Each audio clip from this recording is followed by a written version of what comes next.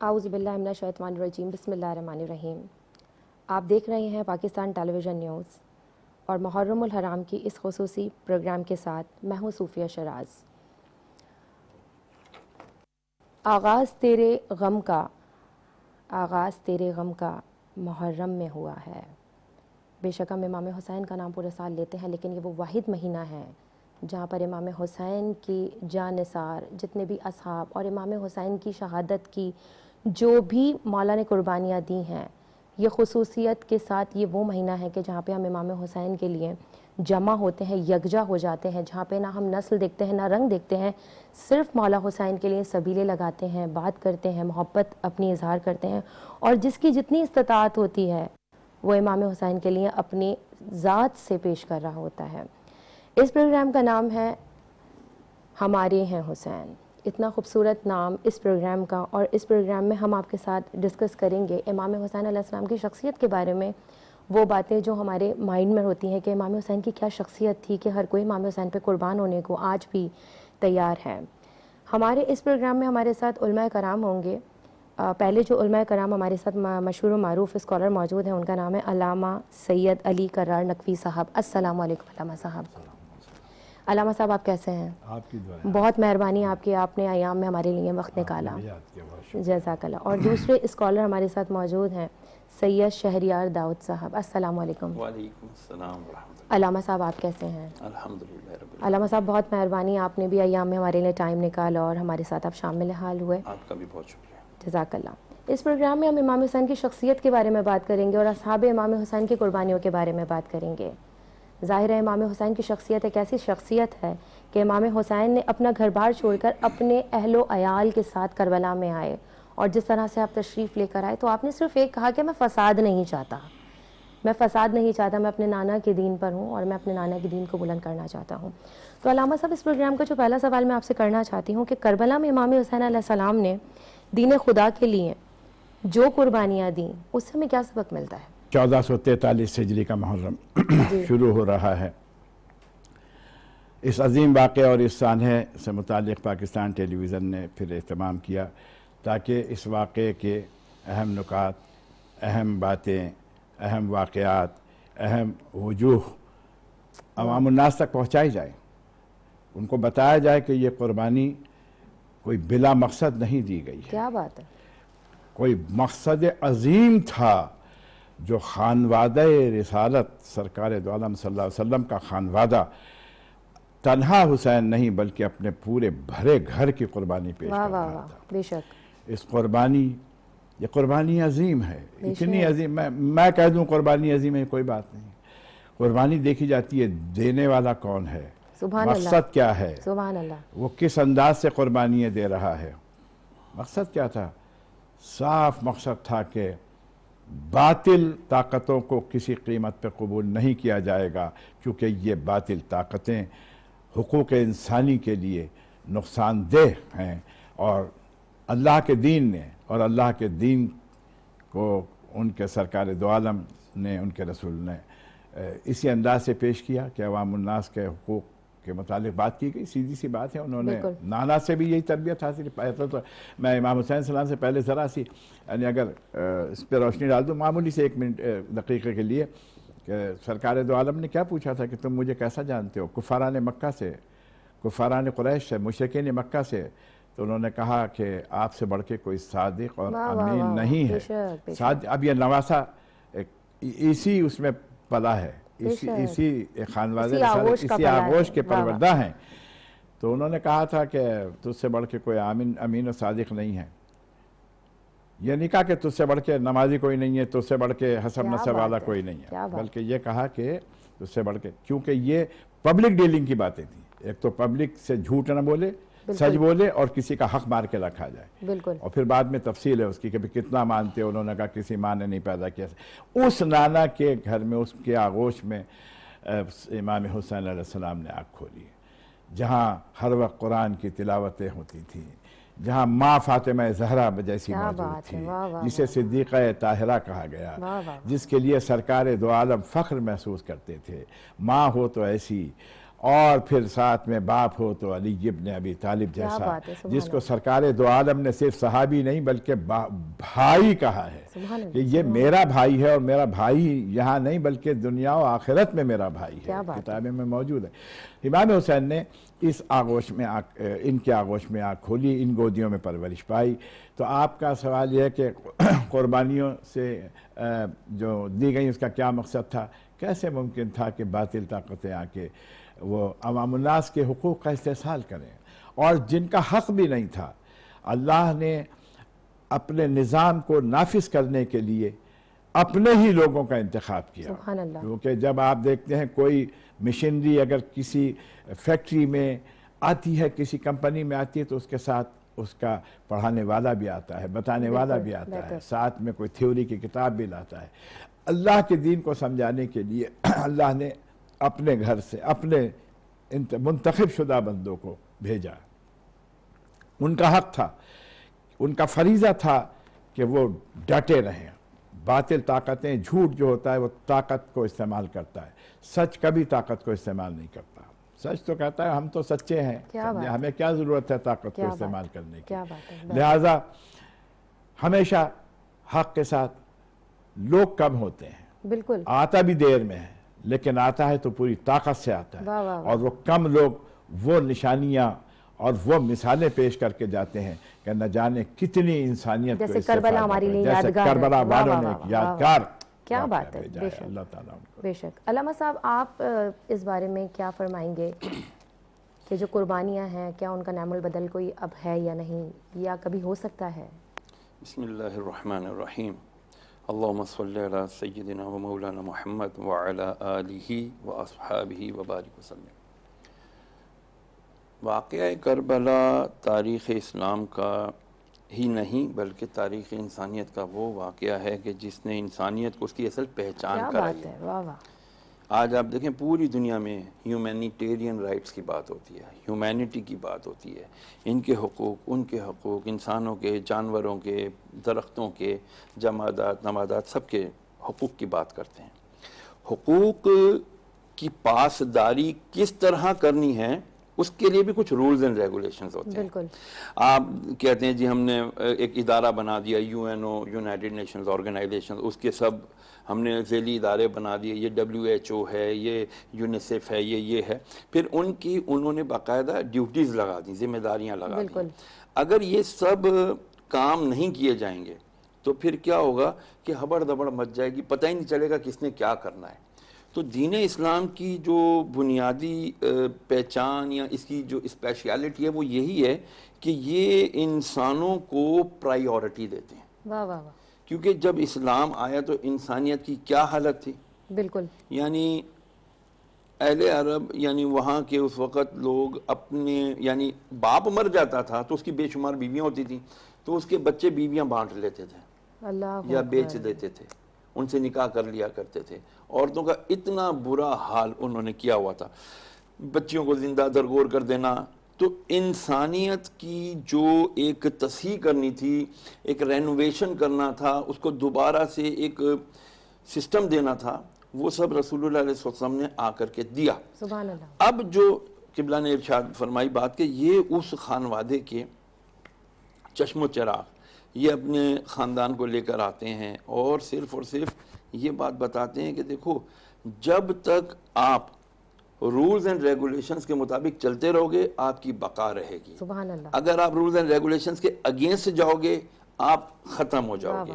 اب دیکھیں rules and regulations کیا کہتے ہیں اسلام کے؟ حق بات کرو، بالکل، حق کی بالادستی کے لیے ڈٹے رہو۔ بالکل بہتر۔ دنیا میں حسین علیہ السلام کے علاوہ دوسری کوئی شخصیت مجھے دکھا دیں کہ جس نے ریاست کے خلاف کھڑے ہو کر سٹینڈ لیا اور سٹینڈ لے کر اپنا مقصد حاصل کیا۔ یعنی اس بات کی سب سے بڑی مثال یہ کہ آل رسول ہیں، ان کا بچہ سب سے پہلے تو آل رسول ہیں۔ آپ مجھے بتائیے حسین کہاں نظر آتے ہیں؟ کبھی نماز پڑھتے میں دوش رسالت مآب پہ نظر آتے ہیں، کیا بات ہے، کبھی فاطمہ زہرا صلوات اللہ علیہا کی گود میں نظر آتے ہیں، کبھی منبر رسول پہ سرکار دو عالم خطبہ دے رہے ہیں تو حسین ان کی گود میں نظر آتے ہیں کہ آ گئے اور ٹھوکر لگی تو منبر سے، یہ عجیب مثال ہے، تقریر دیتے میں اتر گئے، آ کے حسین کو گود میں لیا اور جا کے منبر پہ بیٹھ گئے۔ کہیں پر امام حسین مباہلے کے میدان میں جب نصارہ نجران سے مقابلہ ہوتا ہے تو سرکار دو عالم کی گود میں نظر آتے ہیں، پیچھے جناب سیدہ، اس کے پیچھے حضرت علی، امام حسن ہاتھ پکڑے ہوئے، امام حسین سب سے آگے محدث دہلوی کے تینوں بیٹوں نے، شاہ رفیع الدین صاحب، شاہ عبدالعزیز صاحب،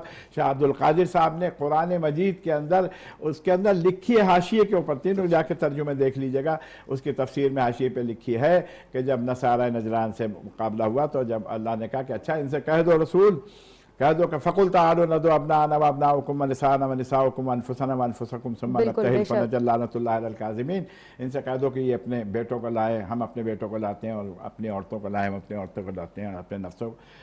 تو وہ لکھتے ہیں، تینوں لکھتے ہیں کہ امام حسین کو گود میں شب شہادت تھی جو 9 محرم تھی، تو جب کسی کو پتہ چل جاتا ہے کہ کل ہم ختم کر دیے جائیں گے یا قتل کر دیے جائیں گے، تو اس کو ایک عجیب سی ایک ٹینشن ہوتی ہے کہ میں اب میرا کیا ہوگا۔ لیکن یہ کیسا خانوادہ تھا کہ پروردگار عالم کی عبادت میں مشغول تھا، کہ کہتے ہیں کہ آپ کے خیموں میں سے مکھیوں کے بھن بھنانے کی جیسے آواز آ رہی تھی، اور جب کسی نے غور کیا تو پتہ چلا کہ عبادت خدا ہو رہی ہے۔ یعنی کتنے قریب تھے خدا کے۔ اسلام کو جو زندہ کیا، کہتے ہیں نا اسلام زندہ ہوتا ہے کربلا کے بعد، یہ خاندان عالی وقار نے، امام حسین علیہ السلام، آپ کے ساتھ آپ کے تمام اصحاب نے، اہل بیت اطہار نے، وہ دیکھ لیا تھا فنیشنگ پوائنٹ کہ آج شام غریبہ ہے، آج نائٹ ہے، آج ہمارا جو ہے ہم اپنے مقصود پر پہنچ رہے ہیں، ہم رسول اللہ علیہ وسلم کے پاس جام کوثر پینے اب پہنچنے والے ہیں۔ تو بس انہوں نے ساری اسٹرینتھ کیا لگائی کہ میں نے اپنے رب کو راضی کرنا ہے۔ یا ایتھا النفس المطمئنہ ارجعی الی ربک راضیۃ مرضیہ فادخلی فی عبادی وادخلی جنتی۔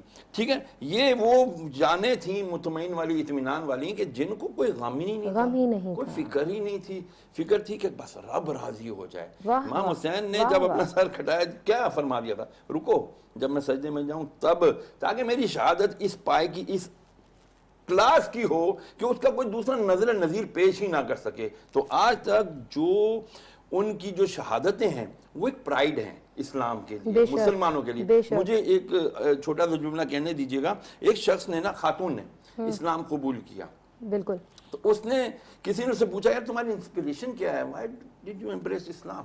بولے کہ جی میں نے اسلام کے جو نبی پروفیٹ محمد علیہ السلام اور ان کے جو اہل خانہ کو دیکھا ہے، I found them very much inquisitive about the اللہ کی جو رضا تھی نا، اللہ کی رضا کے لیے لوگ ایسے بھاگتے تھے، ایسے بھاگتے تھے، ایسے بے چین رہتے تھے کہ بس کسی طرح ہم اللہ کو راضی کر لیں۔ تو یہ اللہ کی رضا کے لیے جو دی جاتی ہے نا، اور اپنی پوری اسٹرینتھ جو انہوں نے دی ہے، صرف یہی سکھا دیا۔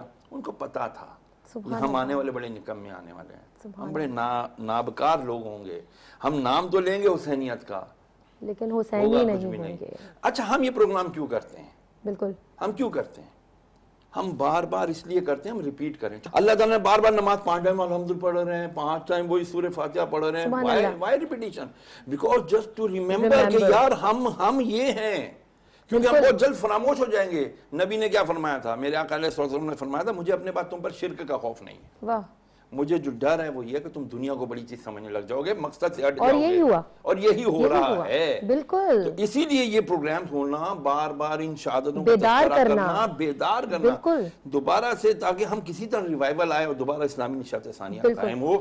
علامہ صاحب، آپ کیا فرمائیں گے کہ جو آوازیں آ رہی تھیں عبادت کی، کیا انہیں پتا نہیں تھا کہ اللہ ہم سے راضی ہے؟ آج ہم 2 عبادتیں کر کے اپنے آپ کو بڑا سمجھتے ہیں کہ ہم 5 وقت کے نمازی ہیں یا ہم قرآن پاک پڑھ رہے ہیں، تو لیکن امام حسین جیسی شخصیت جو ہر وقت اللہ کی عبادت میں مشغول ہو، پھر بھی آخری رات کو بھی وہ اپنے اللہ کو راضی کرائے۔ عقیدہ توحید کے اوپر اتنا بھرپور ان کے دلوں کے اندر اعتقاد اور اعتماد تھا کہ کل قربان ہو جانا ہے، کوئی بات نہیں، آج عبادتیں ہوں گی۔ امام حسین کی کیا وصیت تھی؟ مجھے نماز شب میں یاد رکھنا۔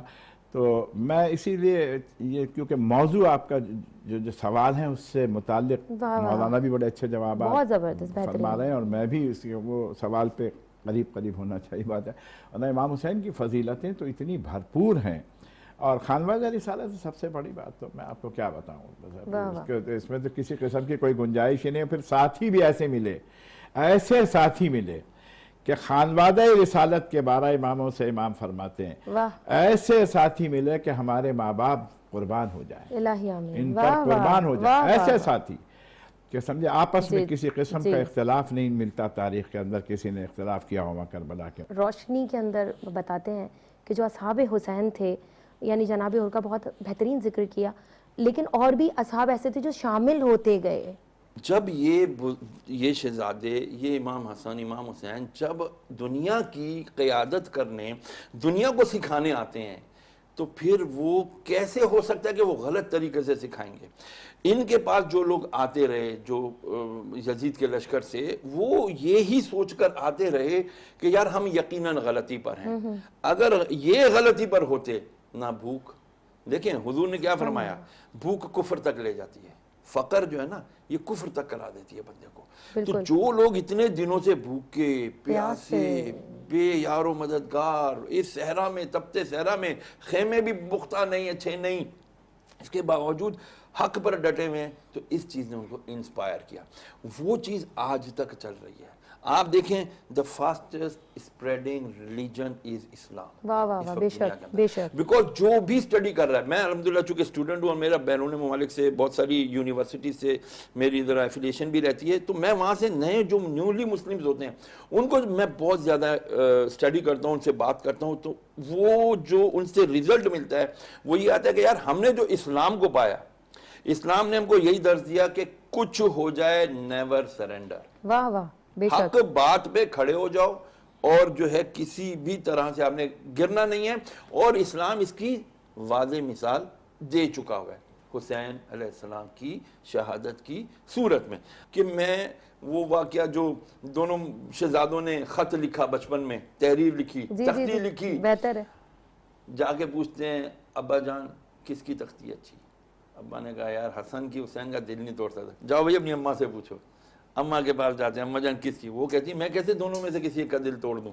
آپ نے نانا جان سے جا کے پوچھو، نانا جان سے پوچھا، نانا جان کہتے ہیں، اب اس میں دو روایتیں ملتی ہیں کہ ایک سیب اچھالا، ایک ہے کہ آپ نے تسبیح کے دانے اچھالے۔ آقا نے بھی ان کا دل توڑنا مناسب نہ سمجھا، فرمایا یہ میں 7 دانے اچھال رہا ہوں، جس نے زیادہ دانے اٹھا لیے اس کی تختی اچھی ہے۔ تینوں نے 3 اٹھا لیے۔ یہ جبریل امین خود کہتے ہیں کہ میں 3 مقامات پر دنیا میں فاسٹسٹ آیا ہوں، 7ویں آسمان پہ تھا، مجھے اللہ نے حکم فرمایا اے جبرائیل فوراً زمین پر جاؤ اور وہ جو 7واں دانا ہے اس کو پر مار کے 2 ٹکڑے کر دو۔ یعنی اللہ بھی نہیں چاہتا کہ ان کے دل ٹوٹیں، اللہ بھی نہیں چاہتا کہ ان کے دل ٹوٹیں۔ تو ہم ان کے ماننے والے، حسینیت کا درس دینے والے، ہمیں یہ پھر کیسے ہمیں یہ گوارا ہو جاتا ہے کہ ہم نماز چھوڑ دیں؟ جو نانا جان فرمایا قرۃ عینی، جو علت قرۃ عینی فی الصلاۃ، کہ نماز میں میری آنکھوں کی ٹھنڈک رکھی، جھوٹ کے قریب نہ جانا۔ آج کیا کچھ کر کے امام حسین لے نہیں سکتے تھے؟ کسی نہ کسی جگہ گورنرشپ نہیں لے سکتے تھے؟ مدینے کے تو گورنر تھے ہی نا آپ، کیا بادشاہت نہیں حاصل کر سکتے تھے؟ جھوٹ نہیں بولا، اقربا پروری نہیں کی، کسی کا دل نہیں دکھایا، انسانیت کے خلاف کوئی کام نہیں کیا۔ یہ وہ دروس ہیں جو ہمیں ان واقعات میں ملتے ہیں، جس کو بدقسمتی سے ہم آج کیچ نہیں کر رہے۔ اگر ہم پہ کوئی پریشانی آتی ہے تو سب سے پہلے ہم کیا کرتے ہیں کہ نماز چھوڑ دیتے ہیں۔ اگر اللہ نہ کرے کبھی کسی کے گھر انتقال ہو جاتا ہے تو وہ سارا وقت جو ہے وہ رونے دھونے میں لگا ہوتا ہے، اس کو یہ فکر نہیں ہوتی کہ میری نماز جا رہی ہے۔ لیکن امام حسین کا جو آخری سجدہ ہے وہ ہمیں کیا سبق دیتا ہے، وہ ہمیں کیا بتا رہا ہے کہ اللہ کو کبھی نہیں چھوڑنا۔ تو علامہ صاحب آپ کیا فرمائیں گے اس بارے میں؟ اصل میں وہ ایک سجدہ جو 1000 سجدوں سے دیتا ہے نجات، جو ظالموں کے سامنے سجدہ کرنے سے، وہ ایک سجدہ ہے۔ ایسا علامہ اقبال کا مسئلہ بھی ہے اس کے اندر۔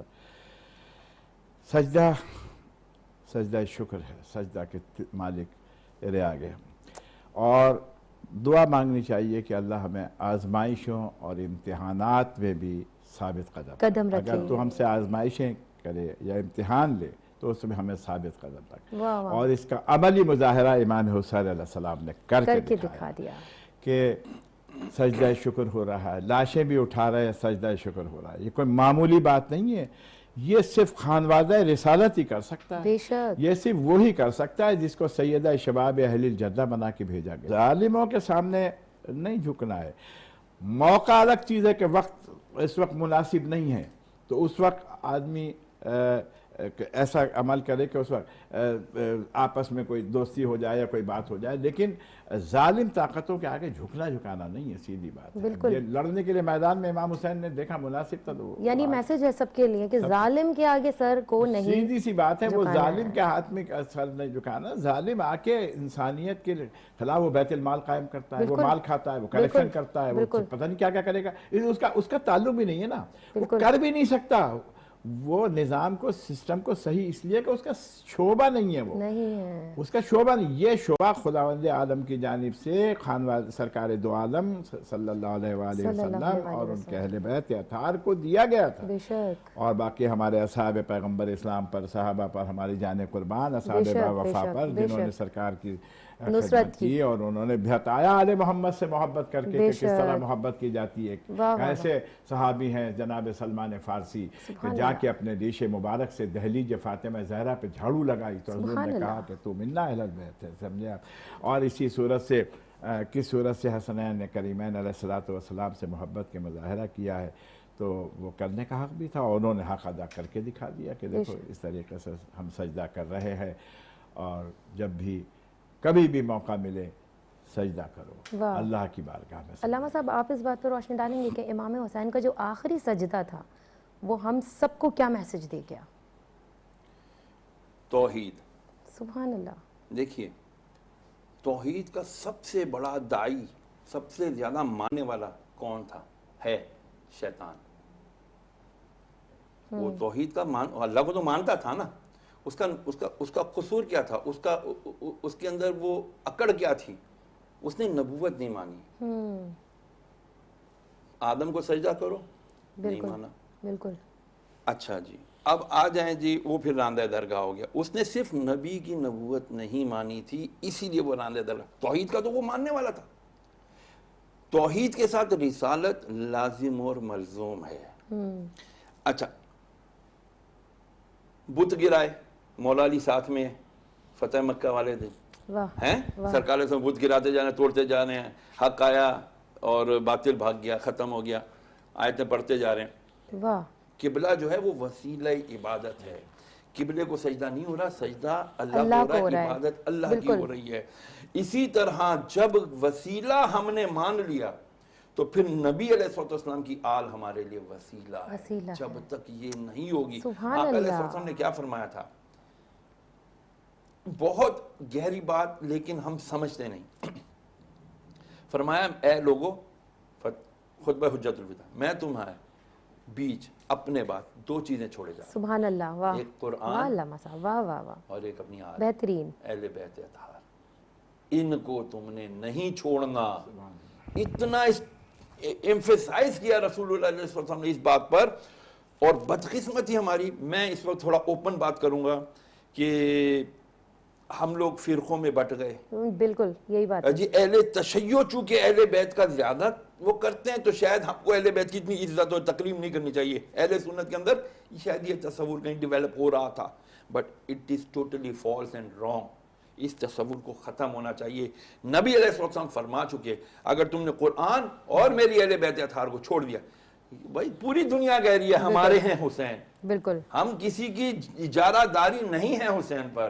غیر مسلم کہہ رہے ہیں، ہندو کہہ رہے ہیں یار ہمارے حسین۔ آپ کو پتہ ہے نا ہندوؤں کے اندر ایک طبقہ ہے جو انہی محرم الحرام کے اندر، امام حسین کی محبت کے اندر، کہ اگر حسین کو فالو کریں گے تو ہم رائٹ پاتھ۔ بس پھر اس کے اوپر وہ جملہ بہتر ہے نا کہ انسان کو بیدار تو ہو لینے دو، ہر قوم پکارے گی ہمارے ہیں حسین۔ میں بہت شکر گزار ہوں آپ دونوں علماء کے کہ آپ لوگوں نے ہمارے لیے ٹائم نکالا اور اتنی خوبصورت گفتگو کی اور روشنی ڈالی اور ہمارے ذہن میں جتنی بھی گٹھانی تھی ان کو کھولا۔ پروگرام کے آخر میں صرف میں اتنا کہنا چاہوں گی کہ امام حسین کی شہادت ایک بہترین درس دے کر گئی ہے ہمیں کہ آج کے زمانے میں اگر ہم امام حسین کو آئیڈیل بنا لیں تو اس معاشرے کے اندر جو بھی پرابلمز ہیں وہ آٹومیٹکلی سالو ہو جائیں گی۔ اسی کے ساتھ صوفیہ شراز کو اجازت دیجیے، اللہ حافظ۔